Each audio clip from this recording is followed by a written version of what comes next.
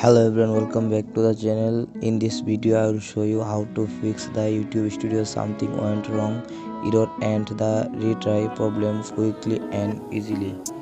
See, this is the problem, how to fix it. Okay, let's get started. First open your phone settings and scroll down. Now click on the apps option and search for YouTube Studio.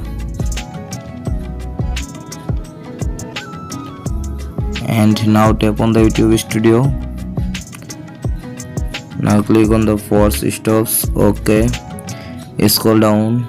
Now tap on the storage, clear cache and clear data, delete. Okay, go back and now tap on the permission option and allow all permission, notification, turn on, back, camera, allow, back, microphone, allow. Okay, back. And now check your internet or Wi-Fi connection. My Wi-Fi already connected.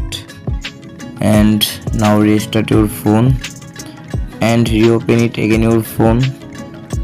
Okay, go back, go to your Play Store.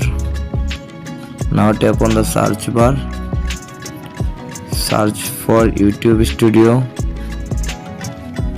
Now tap on the YouTube Studio and check update your YouTube Studio or uninstall and again install YouTube Studio. Okay, go back and go to your YouTube Studio.